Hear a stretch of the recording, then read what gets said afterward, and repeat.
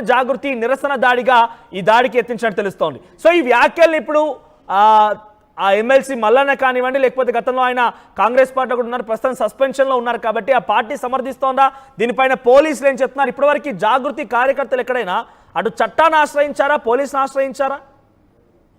Exactly, అంటే చేసినటువంటి statement పైన కాంగ్రెస్ కు సంబంధం లేదు, ఆల్రెడీ కాంగ్రెస్ పార్టీ నుంచి సస్పెండ్ అయ్యాడు, అదొకటి మేజర్. ఇంకొకటి ఆయన ప్రస్తుతం బాధ్యతాయుతమైనటువంటి ఎమ్మెల్సీ పదవిలో ఉండి స్టేట్మెంట్ చేయడం అంటే ఒక సిగ్గుమాలినటువంటి స్టేట్మెంట్ తీన్మార్ మల్లన్న చేశాడు. చాలా స్పష్టంగా కనిపిస్తా ఉంది. అట్లాంటి స్టేట్మెంట్ సాధారణంగా ఎవరు వాడరు. సో అలాంటి సిగ్గులేని వ్యాఖ్యలు చేసినటువంటి తీన్మార్ మల్లన్న క్షమాపణలు చెప్పాలి ఖచ్చితంగా. అది కవితకు కానీ అట్లాంటి మహిళల పైన చేస్తే మహిళలకు కానీ ఆ సందర్భానికి కానీ ఖచ్చితంగా చెప్పాల్సిందే ఇలాంటి స్టేట్మెంట్. ఎంత పొలిటీషియన్ అయితే మాత్రం, ఎంత ఫేమస్ అయితే మాత్రం, ఎంత ప్రజాప్రతినిధి అయితే మాత్రం ఇలాంటి స్టేట్మెంట్ డెరోగేటరీ కామెంట్ చేయడం కానీ మధు మన వాళ్ళ కోరుకోవడం హాస్యాస్పదం అవుతాము. బికాజ్ ఎందుకంటే ఈ మధ్య కాలంలో నాయకులు ఇలా మాట్లాడితేనే ఫేమస్ అవుతామని చెప్పి ఇష్టం వచ్చినట్టుగా ఇంట్లోకి చొరబడి మహిళలను తీసుకొచ్చి కూడా భార్యలను తీసుకొచ్చి ఇష్టానుసారంగా తల్లి చెల్లి అని చెడ లేకుండా మహిళల్ని రాజకీయాల్లోకి లాగేటటువంటి వ్యాఖ్యలు చేస్తూ మేము ఫేమస్ అయిపోతున్నాము, మాకు పాపులారిటీ వచ్చేస్తున్న రకంగా మాట్లాడుతున్నారు కాబట్టి వాళ్ళు నోర్లకు తాళాలు వేయాల్సింది డెఫినెట్గా. కానీ ఈ వ్యాఖ్యలు మనం ఏంటి వాళ్ళు వెనక్కి తీసుకోవాలి, క్షమాపణలు కోరాలని చెప్పేటువంటి వ్యాఖ్యలు డెఫినెట్గా వాళ్ళు హాస్యాస్పరంగా తీసుకుంటారు. బికాజ్ వాళ్ళకి అవే పేరు తెస్తున్నాయి కాబట్టి. రైట్ మధు?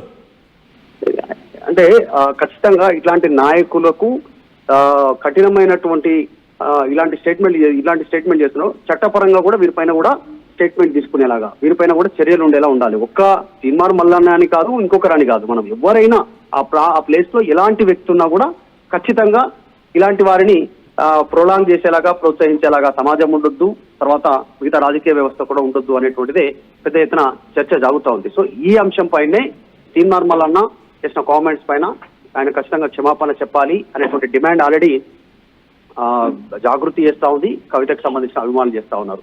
ఒకటి, సమాజంలో బాధ్యతాయుతమైనటువంటి పొజిషన్ లో ఉన్నటువంటి వాళ్ళు ఖచ్చితంగా జాగ్రత్తగా నోరు మాట్లాడేటప్పుడు అదుపులో పెట్టుకొని మాట్లాడితేనే కరెక్ట్ గా ఉంటుంది. ఈ రోజు సభ్య సమాజం కూడా చూసి వారిని యాక్సెప్ట్ చేసేలాగా లేదు. చాలా సోషల్ అవేర్నెస్ ఎక్కువగా ఉంది. సోషల్ మీడియాలో సెకండ్లలో విస్తృతమైనటువంటి సిచ్యువేషన్ ఉంది వాళ్ళు మాట్లాడుతున్న మాటలు. కాబట్టి ప్రజలు ఇలాంటి మాటలు సాధారణంగా ఎవరు యాక్సెప్ట్ చేసే పడతారు. రాజకీయంగా ఎంతవరకు స్టేట్మెంట్ చేసినా కూడా దాన్ని కొంతవరకు ఎవరు ప్రజలు పెద్దగా పట్టించుకునే పరిస్థితి. కానీ వ్యక్తిగతంగా చేస్తున్నటువంటి కామెంట్స్ ఏవైతే ఉన్నాయో, ఈ రోజు ఎమ్మెల్సీ కవితను చేస్తుండొచ్చు, రేపు ఇంకొకళ్ళని చేసే పరిస్థితి ఉంటుంది, రేపు ఇంకొకళ్ళని మాట్లాడేటువంటి పరిస్థితి ఉంటుంది. సో మహిళ అనేటువంటి ఒక్క వర్డ్ పైన గౌరవం ఇవ్వాల్సినటువంటి పరిస్థితి ఉంటుంది. కాబట్టి దీనిపైన అయితే చర్చ కొనసాగుతా ఉంది. చూడాలి మరి తీన్మార్ మల్లన్న క్షమాపణ చెప్తారా లేదా. ఇక జరిగినటువంటి దాడి విషయంలో పోలీసులు చర్యలు తీసుకుంటారు, లీగల్ గా వాళ్ళు ముందు ప్రాసెస్ ఉంటుంది. కానీ ఇలాంటి వ్యాఖ్యలు బహిరంగ కామెంట్స్ వస్తూ ఉన్నాయి. ఇక్కడ ఈ ఘటన ఎలా మారుస్తున్నారు అని అంటే డైరెక్ట్ గా మళ్ళీ కమ్యూనల్ ఇష్యూస్ గా మారుస్తూ ఉన్నారు. బీసీలంతా ఏం చేస్తున్నారు? ఒక వ్యక్తి పైన దాడి చేస్తే బీసీలంతా కదిలిరారా, బీసీలంతా ఏకం కావాలి, బీసీలంతా దాడులకు తెరలేపే రకంగా కొన్ని మంది కామెంట్స్ చేస్తున్నారు. అంటే ఒక ఇద్దరి మధ్య సంభాషణ, డెఫినెట్గా అది బీసీలు మొత్తం అన్నట్టుగా మాట కాదు కదా. ఎమ్మెల్సీ మల్లన్న మాట్లాడిన మాటలు కేవలం ఆయన వ్యక్తిగత అభిప్రాయమో లేకపోతే ఆయన ఒక రకంగా ఆగ్రహంతోనూ ఆయనటువంటి భావనతోనూ మాట్లాడిన మాట. కానీ యావత్ బీసీలకు మొత్తాన్ని రుద్ది బీసీలంతా లేవాలి, బీసీలంతా కదలరానటువంటి ఒక కమ్యూనల్ ఇష్యూస్ ను కూడా లేపేటువంటి ప్రయత్నం జరుగుతోంది. కామెంట్స్ లో కొంతమంది కామెంట్ చేస్తున్నారు. ఎలా చూడాలి దీన్ని? అంటే తీన్మార్ మల్లన్న వ్యక్తిగతంగా చేసినటువంటి కామెంట్ వాస్తవానికి ఇంకొక క్వశ్చన్ కూడా రైజ్ అయ్యే పరిస్థితి ఉంది మనోజ్. ఇప్పుడు తీన్మార్ మల్లన్న ఎమ్మెల్సీ కవితను బీసీల కోసం ఏం చేస్తాం అనేటువంటి సందర్భంలో ఇవన్నీ వ్యాఖ్యలు చేశారు. బీసీలకు నీకు ఏంటి సంబంధం అనేటువంటి స్టేట్మెంట్ చేశారు. యాక్చువల్ గా చెప్పాలంటే అసలు తీన్మార్ మల్లన్న కూడా బీసీల కోసం ఇంతవరకు ఏం చేయలేదు. బీసీల గురించి ప్రత్యేకంగా ఆయన చేసింది ఏం లేదు ఆయన ఇంతవరకు. యాక్చువల్ గా అనేటువంటి క్వశ్చన్ కూడా రైజ్ అయ్యే పరిస్థితి ఉంది. సో బీసీల కోసం చేసినటువంటి వ్యక్తి ఆర్ కృష్ణయ్య, గుజ్జరి కృష్ణ, ఇట్లాంటి వాళ్ళు, గుజ్జా సత్యం, ఇట్లాంటి వాళ్ళ పేర్లు ఉన్నాయి. తర్వాత ఇంకా కొంతమంది బీసీ నాయకుల పేర్లు ఉన్నాయి. బీసీల కోసం ప్రత్యేకంగా తీన్మార్ మల్లన్న చేసింది లేదు. వాస్తవానికి హైజాక్ చేసే ప్రయత్నం చేస్తున్నారు బీసీ అనేటువంటి అంశాన్ని. తీన్మార్ మల్లన్న అనేటువంటి విమర్శ కూడా ఉంది. సో కవితను విమర్శించినప్పుడు ఈ విమర్శ కూడా తీన్మార్ మల్లన్నకు వచ్చే అవకాశం ఉంటుంది. కానీ ఆయన చేసిన కామెంట్స్ పైన అంతవరకు ఆ కామెంట్స్ కానీ చేసినటువంటి డెరోగేటరీ కామెంట్స్ పైనే ఈ అసభ్య పదజాలాన్ని ఉపయోగించారు కాబట్టి మంచం అనేటువంటి దానికి విమర్శలు వస్తా ఉన్నాయి. దానిలో భాగంగానే ఈ రకంగా చర్చ జరుగుతుంది. Right, thank you Madhu.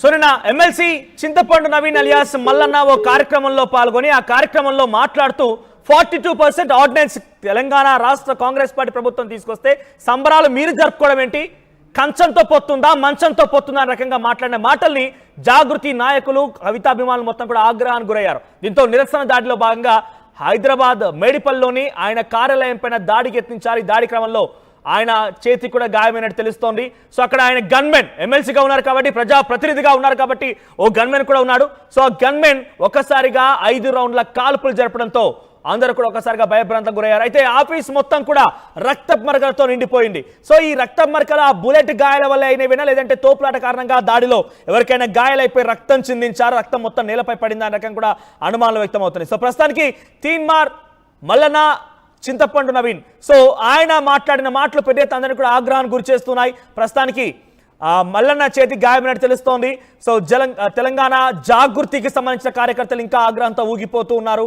కవితపై అనుచిత వ్యాఖ్యల్ని ఖండిస్తూ ఉన్నారు. సో డెఫినెట్ గా on behalf of RTV or as a journalist individual గా నేను కూడా కొంత పొలిటీషియన్స్ మీ నోళ్లకు తాళాలు వేసుకోండి. ఎవరిపై ఎటువంటి దూషణలతో పర్సనల్ గా మీరు అటాక్ చేస్తున్నారు, మీరు మాట్లాడే మాటలు ఎంతలా ఇన్ఫ్లుయెన్స్ చేస్తున్నాయి అనేది మాత్రం ఒక్కసారి గమనిస్తూ మాట్లాడాల్సిన అవసరం ఉంది. అది ఎవరికైనా వర్తిస్తుంది, అది ఎవరికైనా ఏ పార్టీ అయినా ఏ స్థాయి నాయకులైనా కూడా డెఫినెట్ గా వర్తిస్తుంది. ఒకసారి మీరు కూడా మల్లన్న మాట్లాడిన కామెంట్స్ వినండి, మీ అభిప్రాయాన్ని కామెంట్ చేయండి.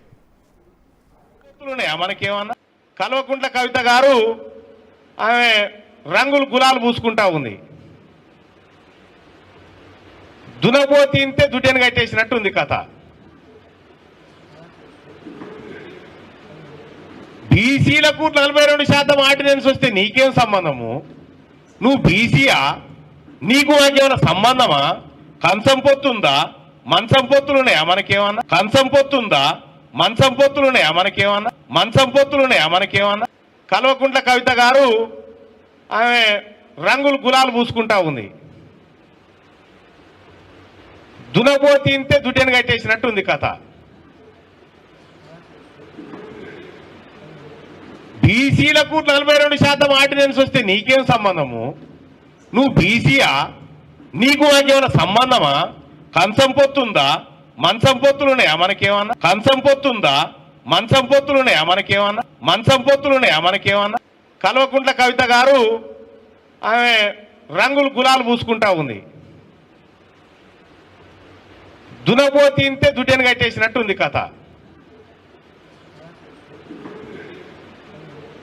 బీసీలకు 42% ఆర్డినెన్స్ వస్తే నీకేం సంబంధము? నువ్వు బీసీయా? నీకు నాకేమైనా సంబంధమా?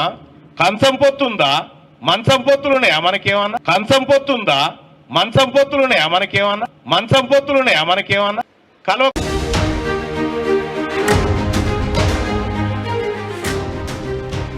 బిగ్ బ్రేకింగ్ న్యూస్ చూస్తున్నాం. బీఆర్ఎస్ పార్టీకి సంబంధించినటువంటి కార్యకర్తలు జాగృతి సంబంధించినటువంటి కార్యకర్తలందరూ కూడా ఒకసారిగా ఎమ్మెల్సీ తీన్మార్ మల్లన్న ఆఫీస్ పై దాడి చేశారు. ప్రస్తుతానికి హైదరాబాద్ మేడిపల్లిలో హైటెన్షన్ నెలకొంది.